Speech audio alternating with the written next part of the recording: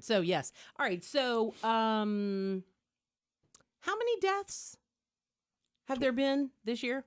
26. State police has worked 26. Is that just this year? Yes, so far this year, state police And only. is that across the state of Louisiana or No. just the Troop I area? Just Troop I has worked 26 Wow. preventable crashes that resulted in the death of a human being. So statewide, it's a whole lot more than that, but just Troop I alone has worked 26. So these are things like people not being buckled up, Correct. no child restraint, or impaired driving, That's things like correct. that. This past weekend alone, we had 2 fatalities for Troop I, and both were unrestrained drivers. Hmm. Wow. Well, I feel like we keep coming back to this topic week in and week out, but I think we do so for a very good reason because it simply just keeps happening. Mhm. Simple as that. Well, it does, and we try to get out the word every week, every day, because they're all preventable.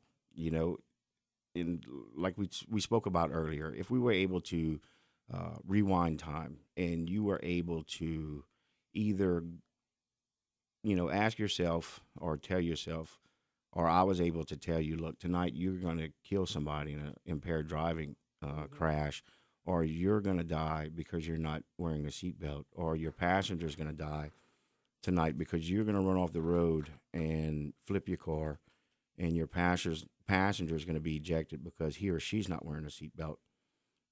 What would you do? What about now? What would you do? Mm-hmm. Would you tell them to put their seatbelt on? Would you get a designated driver, or would you not drink and drive? What would you do? What decision would you make now? And one person can just make that decision and save somebody's life today. And while we're talking on the phone, on the radio right now, I want somebody that's not wearing a seatbelt right now to put that seatbelt on. If you have a child in your vehicle right now, look in the rearview mirror. Make sure that your child is properly restrained. Make sure that they're buckled in their child restraint seat. And you possibly just saved your child's life or your own. Mm-hmm. Yeah, because you think to yourself, oh, I'm doing okay. And, I'm just heading to work. I'm heading to drop my kid off or whatever. But you don't know what the conditions are of other drivers at all. That's right. And we don't know when we leave the house if we're coming back. Yeah. Somebody can blow through a stop sign, and it might not be your fault. And your child's gone, or you're gone because of one simple thing that takes 5 seconds. Yeah, Tara says all the time, look, she knows that she's doing all the right things when she gets behind the wheel of the car, but she is concerned. It's not necessarily you. Yeah, Yeah, but it's not necessarily you. We have to worry about all the other people who are sharing the road with you. Is somebody having a bad day? That's Are right. they distracted because, hey, I got to go to work and I got all this work to do today? Or did they just leave their house and have a fight with their spouse or something, and they're distracted? Or people are putting on makeup, or or reading newspapers across their steering as we wheel. have I've heard seen often. I've seen that You've personally. actually seen that? That's way too many crazy. times. It's Crazy. unreal. 232-1542 if you have a question, for State Police Troop I spokesperson Brooks David on this Ask the Trooper segment. Okay, so I have a very quick question about people and how they drive. Mm-hmm. I'm one of those people. I am a grandma driver. Okay, not to pick on grandmas, but I am. Okay, I go the speed limit. One of the roads I travel on, everybody wants to go faster than the speed limit, and I'm okay with it, but I have to get in the left lane to be able to make a left-hand turn. So when somebody is on your bumper, I mean, any suggestions as to what you should do as the driver? I mean, should you try to speed up? Do you just stay at your constant speed? What would your advice be? Well, if you're close enough where you're going to make that left-hand turn, Mm-hmm. there's no reason to move. Just let it be. Just let it be. Let them get aggravated. I Mhm. mean, there's nothing you can do to change that situation. Mm-hmm. They need to leave a little bit earlier. Yeah. Is all I can say. They're going to get aggravated. They might try to switch lanes. They might cause a crash, but there's no reason you should miss your turn because somebody is too impatient in the back Mm-hmm. to wait 5 seconds, which is not going to make a difference in the time Yeah. they're trying to get somewhere. Yeah, because if I keep going straight, me and that person are going to end up at that red light at That's the same correct. time. And you then know? you can turn and look at them and wave. Well, 232-1542. 10 years ago, I might have done that. Now I'm afraid I'm going to get shot. Well, yeah. Let's take a phone call real quick. Good morning, caller. You're on Ask the Trooper. Go ahead. Yeah, I got a question. My son was involved in an accident where he was hit by one of our citizens from the South, if you know what I'm talking about. Yes. They presented an insurance card to the police officer showing that it was up to date.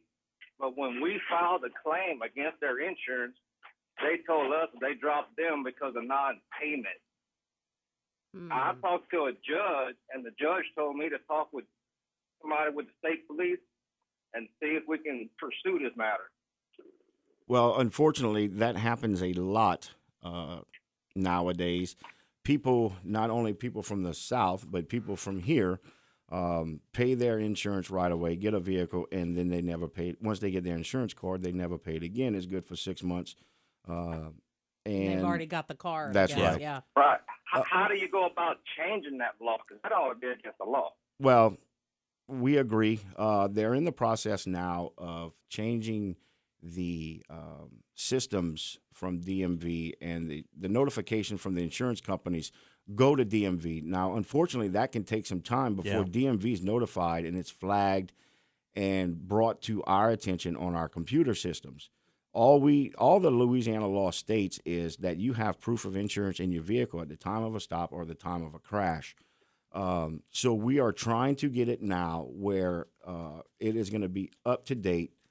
Once that the insurance company drops that person, It's almost immediate. it's almost immediate where police are notified that there is no insurance on that vehicle.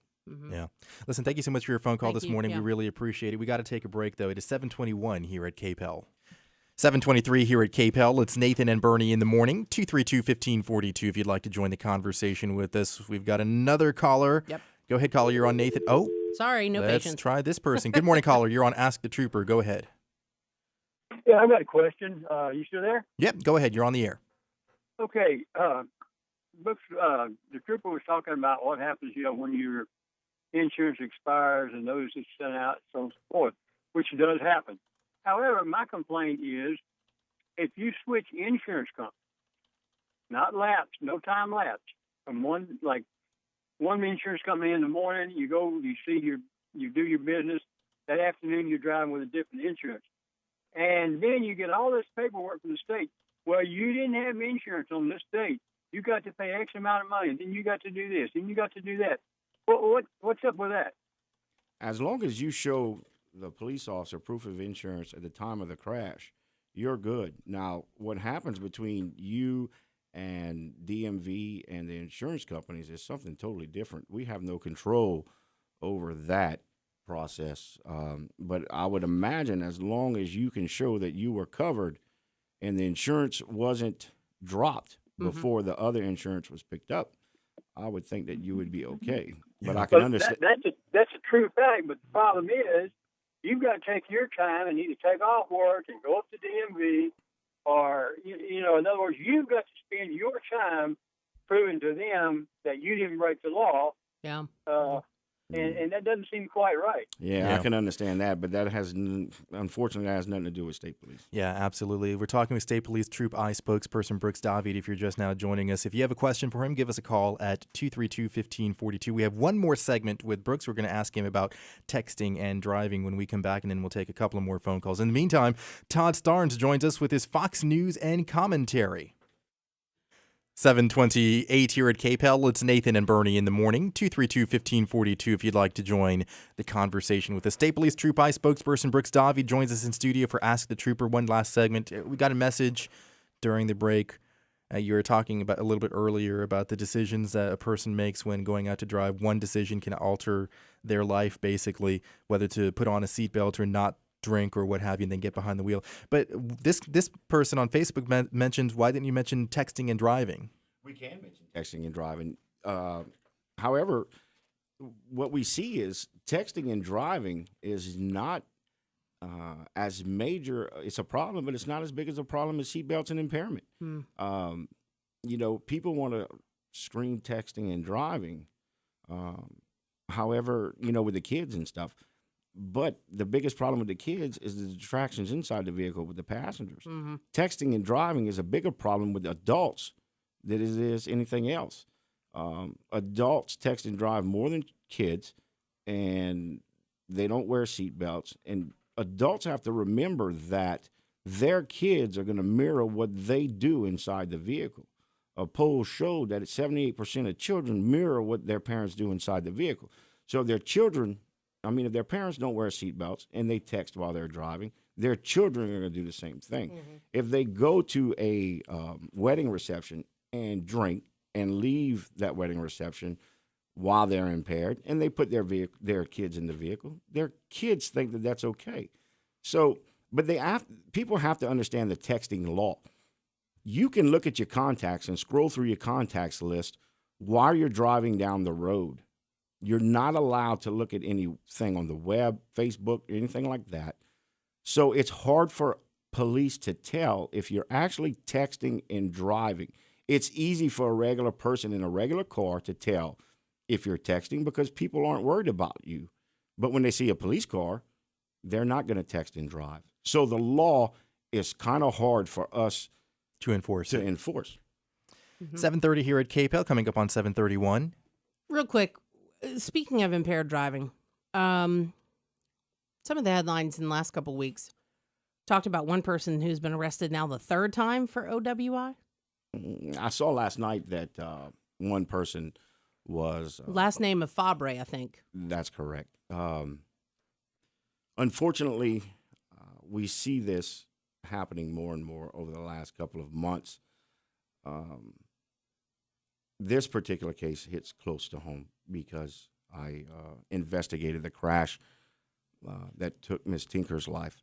I don't know anything about the recent intoxication arrest. However, what we see is people usually don't pay attention to this until one of their loved ones are killed. Mm-hmm. It doesn't matter to them.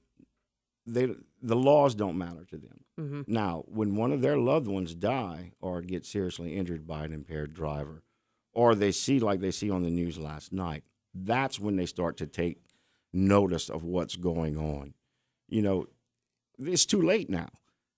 People need to start talking up and start talking to people. And, you know, it's time we start doing something, getting these impaired drivers off the road. You know, have someone call you, tell your loved ones to call you if they're too impaired.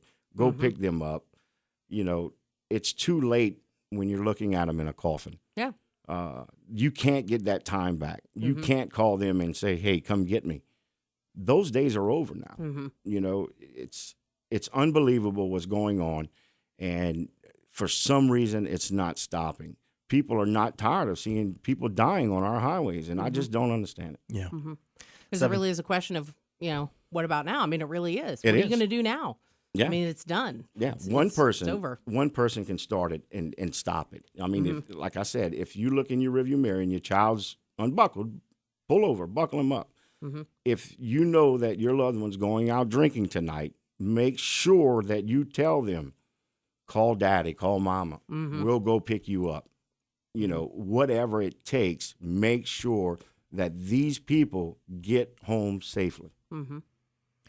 State Police Troop I spokesperson Brooks Davy joining us this morning on Ask the Trooper as he does every Tuesday. Brooks, thank you so Thank much you. for talking with us this morning. We really appreciate it. 7:33 here at KPEL.